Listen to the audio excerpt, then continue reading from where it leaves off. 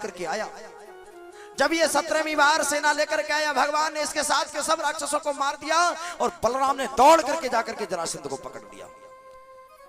बलराम बोले, बलराम कहने लगे भैया अगर कहो तो इस जरासंध को मौत के घाट उतार दो। बोले भैया अगर इसको अभी मार दोगे तो राक्षस जो रह गए उनको इकट्ठा करके कौन लाएगा, यहाँ सबके घर जाना पड़ेगा मारने के लिए, इकट्ठा करके कौन लाएगा, छोड़ दो इसको। जरासंध को छोड़ दिया गया।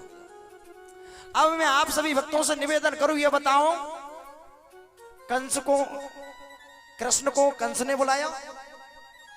भाई लोग क्या कहते हैं, कंस को मारने के लिए कृष्ण आए और रावण को मारने के लिए राम आए।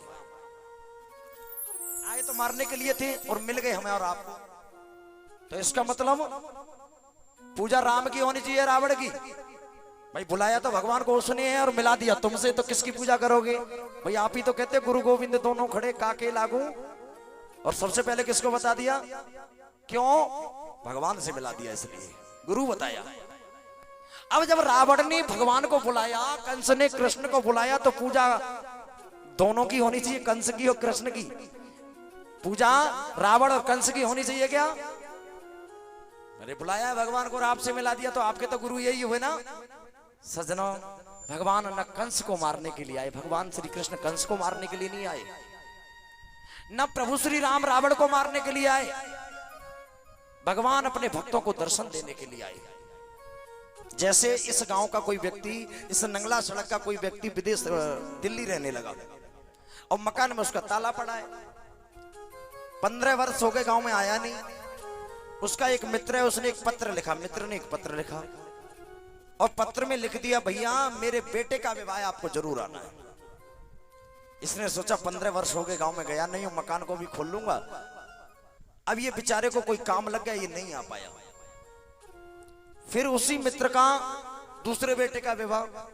अब इस मित्र ने लिख दिया भैया अगर मेरे पहले विवाह में नहीं आए कोई बात नहीं, लेकिन ये मेरा अंतिम विवाह है, मेरे घर का अंतिम विवाह है, अगर इसमें भी नहीं आए तो मेरी तुम्हारी राम राम। अब पत्र इसको मिला, बोला मित्र तो नाराज हो गया, इसमें तो जरूर जाना चाहिए। अब ये मित्र की शादी में आया, विवाह में आया, विवाह जब पूरा भयो, अब इसने सोचा कि मैं आ तो गया हूं 15 वर्ष बाद, तो अब लौटाऊं और जाकर के पता नहीं अब कब लौटूंगा, इसलिए अपने मकान को भी खोल के देख लो। उस मकान का ताला खोला, उसमें प्लास्टर खसा हुआ पड़ा है, चूहे के बड़े बड़े सुराग। इसने सोचा आ तो गया हूं तो लगे हाथों इसकी मरम्मत करता चलूं, तो उसकी मरम्मत करवाई। मेरा कहने का भाव मेरे भक्तों, ये जो व्यक्ति आया था ये मकान की मरम्मत करवाने आया था या शादी में आया था? शादी में आया हो ना। उसने कहा आ गया हूं तो लगे हाथों इसकी मरम्मत करता था। ठीक उसी तरह से मेरे भाई बहन, भगवान आए भक्तों को दर्शन देने के लिए, भगवान आए बिलनी को दर्शन देने के लिए। भगवान ने सोचा आ तो गया हूं लेकिन लगे हाथों इन राक्षसों का भी उद्धार करता चलो, इनको भी मारता। तो लगे हाथों भगवान ने ये काम किया। भगवान तो अपने भक्तों के लिए आए। क्यों? क्या लिखा है स्तुति में? विप्र धेन सुर संत हित लीन मनुज। रावण के लिए नहीं, रावण नहीं लिखा इसमें, राक्षसों के लिए मनोज अवतार नहीं लिया। विप्र धेन सुर संत हित लीन मनुज अवतार, विप्रों के लिए, संतों के लिए, भक्तों के लिए और विशेषकर काय के लिए भगवान अवतार लेकर के आए। सज्जनों, इधर 17वीं बार बलराम ने इस जरासंध को कृष्ण के कहने पर छोड़ दिया।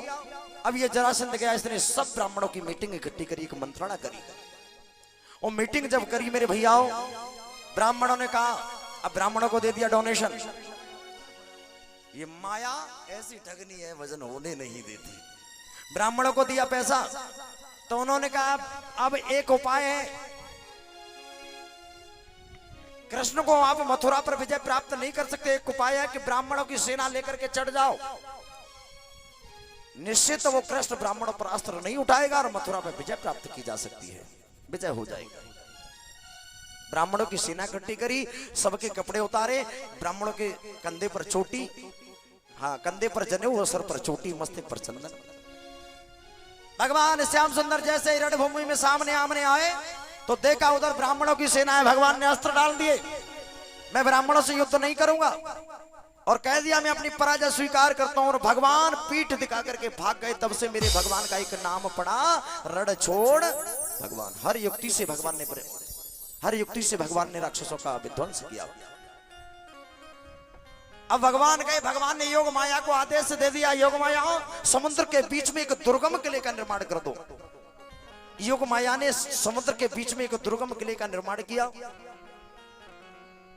और जब दुर्गम किले का निर्माण कर दिया, भगवान ने योग माया से कह दिया सारे मथुरा वासियों को द्वारिका में पहुंचा दो, सब मथुरावासी द्वारिका में।